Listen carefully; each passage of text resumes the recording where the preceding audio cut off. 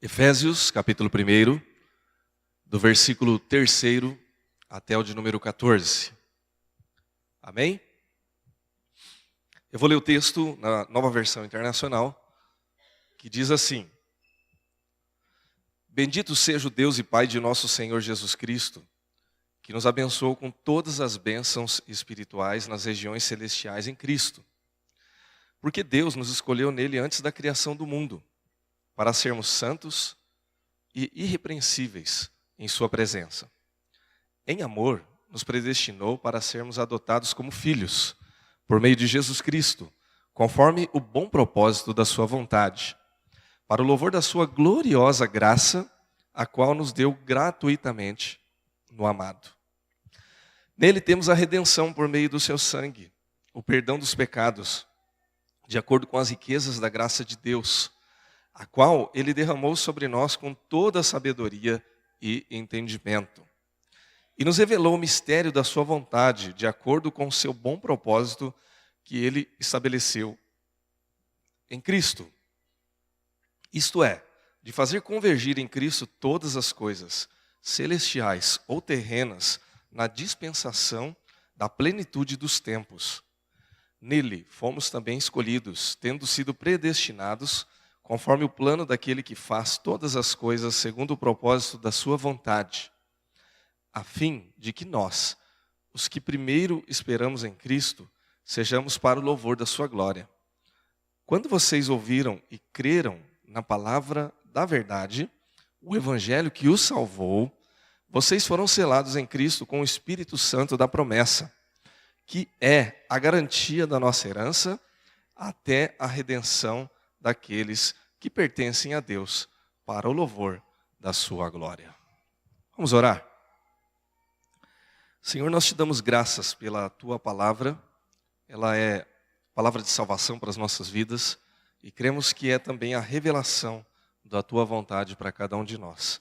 Ajuda-nos, portanto, nesta manhã a termos a compreensão segundo a revelação da tua palavra, segundo a iluminação do teu Santo Espírito, para que assim sejamos exortados, animados, ensinados e assim tenhamos o entusiasmo, a fé e a alegria, ó Pai, de fazermos parte do corpo de Cristo, que é a tua igreja, e assim participarmos dessa promessa de salvação para as nossas vidas, em nome de Jesus.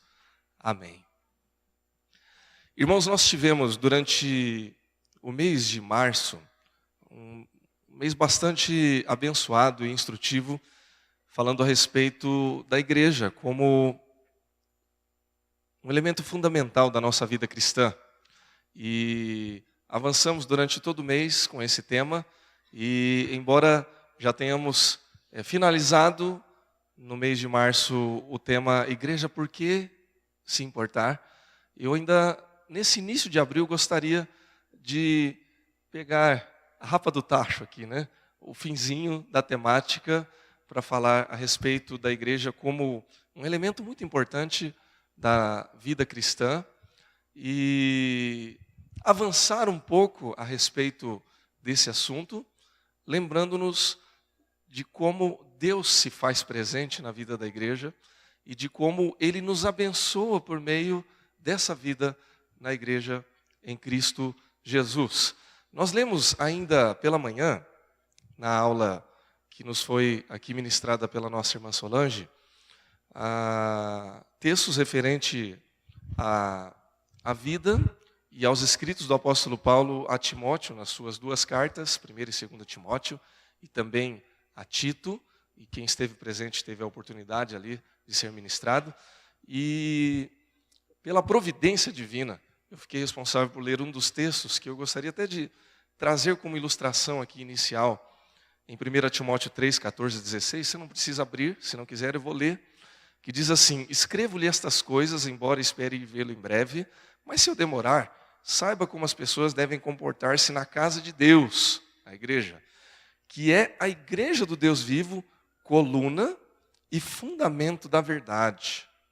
Não há dúvida de que é grande o mistério da piedade. Deus foi manifestado em corpo, ou seja, é o Senhor Jesus, justificado no Espírito, visto pelos anjos, pregado entre as nações, crido no mundo, recebido em glória. E destacando aqui mais uma vez, portanto, a igreja do Deus vivo, que é coluna e fundamento da verdade. Ou seja, meus irmãos e irmãs, eu não sei, né, como você compreende isso, como você entende essas coisas e qual o nível de compromisso que você tem com a igreja do Senhor Jesus. Eu sei que há muitos aqui que são bastante comprometidos e eu poderia ficar aqui boa parte dessa manhã apenas a olhar para os irmãos aqui e dizer, olha, fulano, fulana, esse irmão, essa irmã tem um profundo compromisso com Deus e com a sua obra e com a sua igreja e contribui, participa e exerce ministérios. A gente sabe disso. Mas é muito importante a gente relembrar a fundamental, repetindo aqui a palavra, né, a importância da gente se envolver, valorizar e estar na casa do Senhor, estar na igreja do Senhor. Nós estamos vivendo um período na história em que se relativiza tantas coisas, em que a gente não tem segurança para falar a respeito do que é ou não verdade. E aí, mais uma vez, a gente se recorda, né, de que a verdade tem sido muitas e muitas vezes relativizada, ou seja, o que é verdade para um, muitas vezes não é verdade para o outro. O que é um valor absoluto para algum, o outro vai rir e dizer, mas o que é um valor absoluto? O que é absoluto? Então, há muita relativização em vários temas, em vários aspectos da nossa sociedade. A sexualidade é relativizada, a ética é relativizada, o comportamento das pessoas é relativizado, ou seja, mas isso aqui não é tão ruim, afinal de contas, ou isso não é tão bom, afinal de contas. Então, há uma confusão generalizada em todos os aspectos, aí fora, a respeito do que é correto, do que é justo, do que é valoroso. E se a gente não tiver um norte muito claro, a gente fica perdido. Eu corro o risco de fazer uma afirmação, de ser criticado por essa afirmação e ficar com medo. E aí eu não falo mais nada, né? Para não apanhar, para não ser criticado. E diante da palavra de Deus, nós vemos aqui uma afirmação de Paulo, inspirado pelo Espírito Santo, onde ele diz, a igreja do Deus vivo é coluna e fundamento da verdade. Ou seja, há uma verdade, há um fundamento, há uma coluna. O que é uma coluna? Né? Um local de sustentação segura, confiável.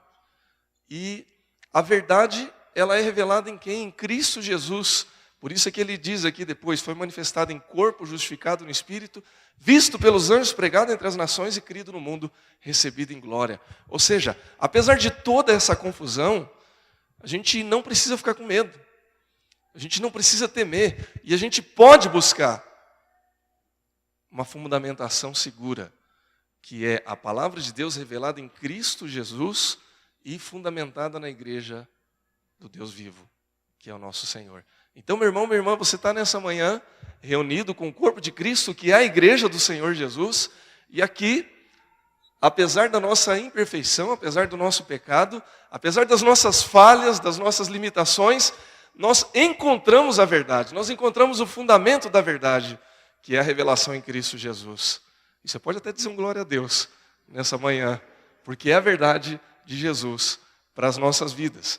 Então, quando nós lemos aqui o texto de Efésios, no capítulo 1, versículos 3 ao 14, Paulo está falando a respeito dessas coisas. Ele começa escrevendo aqui aos Efésios, essa é uma carta circular, ou seja, é uma carta que foi enviada à comunidade de Éfeso, mas era uma carta também para ser passada para outras comunidades, para ser lida, para que outras igrejas, para que outros grupos de cristãos ali no mundo antigo pudessem ter acesso a essas verdades reveladas. Então ele vai dizer a respeito dessas coisas, dizer assim, olha, bendito Deus e Pai de nosso Senhor Jesus Cristo, que nos abençoou com todas as bênçãos espirituais nas regiões celestiais em Cristo. E aí ele vai dizer isso. Olha, todos aqueles que foram escolhidos por Deus para fazer parte da igreja de Cristo são abençoados. E são abençoados com toda sorte de bênçãos. Bênçãos aqui nesse mundo, bênçãos no mundo por vir, bênçãos no mundo material, bênçãos no mundo espiritual. Ou seja, Deus nos abençoa, Deus nos sustenta, Deus derrama sobre nós a sua graça. E aí é muito importante a gente entender e valorizar como é bom fazer parte da igreja de Cristo. Como é bom fazer parte dessa comunhão. Como é bom fazer parte disso aqui que nós estamos vivenciando. Nós, desde o início desse culto, temos sido ministrados por Deus, ministrados pelo Espírito Santo. A gente se emociona, a gente chora, a gente se alegra, a gente levanta as mãos. E pastor, num dia como esse, né, os pastores, a gente tem uma tarefa ingrata, né, porque a gente tem que segurar a onda, né, pastor Rafael? A gente não pode chorar muito, a gente não pode se desmanchar demais. Eu não sei como é que você entende isso, mas eu tenho um problema. Se eu destampar aqui, eu não tampo mais. Então, eu tenho uma tarefa ainda, eu tenho que pregar nessa manhã, né? Então, tem que segurar a onda. Né? Você não precisa, né? Você pode administrar aí da maneira como você administra tudo isso. Mas isso é um privilégio de quem faz parte da igreja do Senhor Jesus. Você é um privilegiado, meu irmão. Você é uma privilegiada, minha irmã. Porque Deus te trouxe até aqui. Porque Deus te faz fazer parte desse corpo, fazer parte da igreja do Senhor Jesus. Não especificamente da igreja do Ipiranga, embora isso seja muito bom também. Eu sou suspeito para falar, mas, enfim, né? Posso falar. Mas da igreja do Senhor Jesus, que se reúne ao redor da terra. Aqui no Ipiranga, aqui em São Paulo, no Brasil afora, fora do Brasil, enfim, aonde nós podemos nos reunir. Então, é um grande privilégio. E, ao ler esse texto, eu queria falar rapidamente por que é um privilégio tão grande, né? Além das bênçãos espirituais que Deus derrama em nós, que por si só já fariam a composição da resposta do porquê é tão importante. Olha, se eu sou abençoado, não preciso falar mais nada, né? Se Deus derrama e me abençoa com a sua graça, derrama a sua graça e me abençoa e me dá o fundamento da verdade, a coluna da fé e da verdade que é a igreja do Senhor Jesus, então já é, por si só, elemento mais do que suficiente para eu estar na igreja e não sair dela de jeito nenhum. Para eu estar num culto pela manhã e não perder de maneira alguma o momento de cultuar a Deus. Mas Deus é tão bom que Ele nos dá ainda uma fundamentação muito clara e detalhada do porquê nós somos grandemente abençoados e porquê nós devemos estar em comunhão na igreja. Em primeiro lugar, já no versículo 3, nós vemos que em comunhão na igreja nós somos abençoados pelo Pai. O versículo 3 que nós lemos, ele diz assim, né? Vou repetir mais uma vez. Ele diz que Deus nos abençoou, né? O Pai do nosso Senhor Jesus Cristo, com bênçãos espirituais nas regiões celestiais e nos escolheu, versículo 4, antes da criação do mundo para sermos santos e irrepreensíveis na sua presença. Irmãos, a igreja é um lugar de gente separada por Deus, de gente escolhida por Deus para estar ali. E essa escolha de Deus não foi por causa da nossa santidade ou das nossas virtudes. Ao contrário, foi para que nós nos tornássemos assim, santos e irrepreensíveis. Isso significa, irmão, irmã, que nenhum de nós está aqui nessa manhã porque nós somos merecedores, porque nós temos mérito, ou porque Deus um dia olhou para a gente e falou assim, olha o Leonardo como ele é bonzinho, né? Olha como ele é bonito. Pode até dizer amém, viu, irmãos? Minha esposa pelo menos me acha, né? Obrigado, amor. Obrigado pela força. Né? É o fundamento da verdade, irmãos. É a igreja, né? Enfim, mas não foi por isso que Deus me escolheu para estar na igreja. Muito pelo contrário, né? Para ser bem verdadeiro, né? É porque Ele me amou. É porque Ele te amou. É porque, apesar do não merecimento, apesar da não virtude, Deus nos amou e nos escolheu para fazer de nós santos e irrepreensíveis. Ou seja, Deus me olhou, viu aquele patinho feio, né? E falou assim, olha, dá para ficar melhor. Vamos dar uma melhoradinha, né? Vamos transformar esse rapaz em alguém santo e irrepreensível. Vamos curar suas feridas. Que nada mais é do que Deus fez com cada um de nós. Olhou para nós, viu alguém que não tinha talvez o valor, a virtude, as qualidades. E ele falou assim, não, tem muita qualidade. Tem muito valor.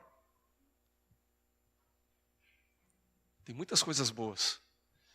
E eu vou elevar essas virtudes até a última potência. Porque eu sou Deus. E aí Deus nos escolheu para isso. Irmãos, eu não tenho nenhuma dificuldade com a nossa teologia, a nossa doutrina calvinista da escolha de Deus. Não porque eu me sinto especial, melhor do que ninguém, muito pelo contrário. Mas é porque mostra a soberania e a graça de Deus em nos amar de tal maneira que a gente não tem o que fazer para agradar a Deus antes que Ele tenha se agradado de nós. Se você está aqui nessa manhã, ouvindo a palavra de Deus, experimentando essas coisas que Deus nos ofereceu aqui, ou qualquer irmão que esteja em qualquer outra igreja nesse domingo e estará ainda pela noite e no correr do dia, é porque Deus escolheu.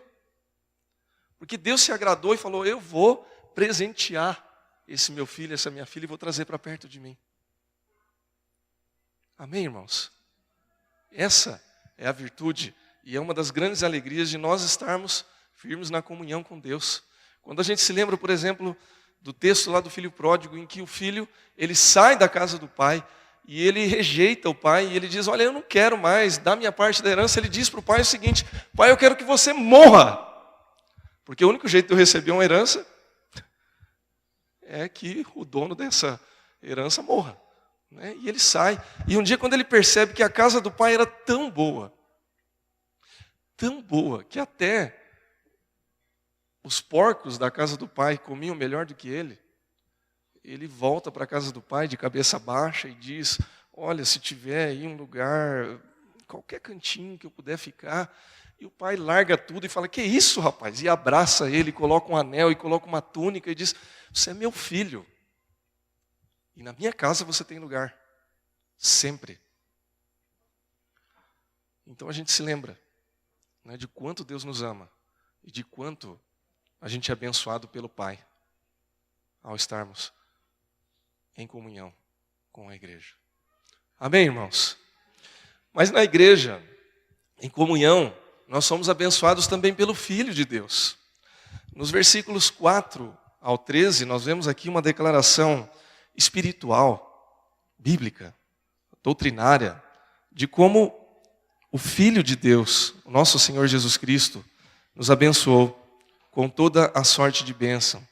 Porque, eu não vou ler toda a sequência aqui dos versículos, mas mostra que Deus, Ele nos redimiu pelo sangue de Jesus, Ele nos deu perdão dos pecados, está lá no versículo 7, e Ele derramou esse sangue por sobre nós, com toda a sabedoria e entendimento, revelando a sua vontade, e nos salvou, segundo o seu propósito, ao qual nós estamos esperando de glória em glória, até o dia em que Ele vai nos resgatar, e que nós vamos declarar tudo isso na mesa da ceia, daqui a pouco, quando participarmos da mesa do Senhor. Então, nós temos o privilégio de conhecer a Jesus Cristo e de conhecer a salvação em Cristo Jesus. Nós falamos ainda há pouco aqui da experiência que nós tivemos aqui de nos alegrar, de chorar, de se emocionar, de segurar a onda, né? De participar de um momento como esse. A gente sai daqui muito melhor do que a gente entra. A gente experimenta aqui coisas muito boas. Mas, irmãos, deixa eu ser realista um pouco aqui, porque a gente não pode deixar de ser verdadeiro. Você pode se emocionar fora da igreja? Ou não? Pode. Você pode se alegrar fora da igreja. Você pode ter amizade, comunhão fora da igreja também. E na verdade as pessoas estão buscando essas experiências em todos os lugares. Por exemplo, eu posso ir no cinema e me emocionar com um filme.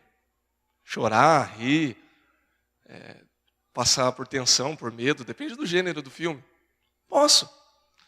Eu posso fazer amizades num clube. Eu posso dar gargalhadas num bar. Numa lanchonete, se eu tiver com um grupo de amigos ali, contando piada. Ou seja, Deus fez a gente com emoções. Deus fez a gente para ter virtudes relacionais. Deus nos deu família, nos deu amigos, nos deu bênçãos, é o que diz o texto, né? Que Ele nos abençoou com toda sorte de bênçãos.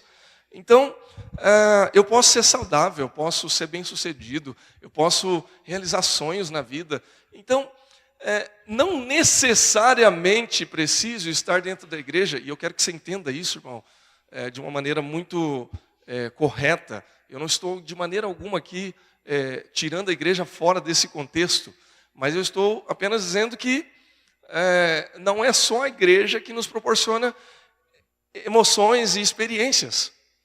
Está claro isso? No entanto, nenhuma dessas experiências que eu estou falando à parte da igreja vão nos proporcionar aquilo que só Cristo pode proporcionar para nós, que é a salvação, que é o perdão dos pecados, que é a liberdade e o conhecimento da palavra da vida, como só Deus pode nos dar e só por meio de Jesus Cristo. Isso a gente só encontra na comunhão em Cristo na igreja. O texto diz isso, né? Que o derramar do sangue de Jesus Cristo em nós nos dá o perdão dos pecados, nos dá a salvação e nos dá a certeza da vida eterna a qual nós somos chamados para pregar o Evangelho. Então, sem a igreja, sem a revelação do Filho de Deus, do nosso Senhor Jesus Cristo, não há como a gente se alegrar plenamente. É por isso que muita gente tem uma vida cheia de experiências incríveis. Pessoas que têm a oportunidade de viajar, de conhecer outras culturas, de ser rodeada por amigos, de ser assediada, às vezes gente famosa, né? Que tem dinheiro, tem fama, tem assédio, e vive experiências incríveis. E que bom seria se a gente pudesse ter tantas dessas experiências. Mas sem a experiência com Cristo, a experiência fundamental, a experiência decisiva, ela não vai ter uma vida plena. Por isso que a palavra de Deus diz que o Senhor Jesus Cristo veio para que nós tenhamos vida e vida em abundância, ou vida plena. Porque sem Cristo, a nossa vida não é plena. E com Cristo, a nossa vida ela é cheia de significados. Cada um no seu contexto, cada um na sua realidade. Alguns de nós aqui vamos viajar, vamos conhecer o mundo. Outros de nós vamos ficar aqui no Ipiranga. E muitos outros nossos irmãos em Cristo nunca vão sair da roça, do contexto pequeno no sentido geográfico, né? Limitado. Não há vida com Cristo que seja pequena, eu creio nisso. Você pode viver uma vida plena, cheia, grande, espetacular, vivendo num contexto geográfico mínimo. Não é essa a questão. Mas cada um de nós temos a nossa realidade. Mas essa realidade só é plena em Cristo Jesus. E isso é um privilégio de quem vive na comunhão para com a igreja.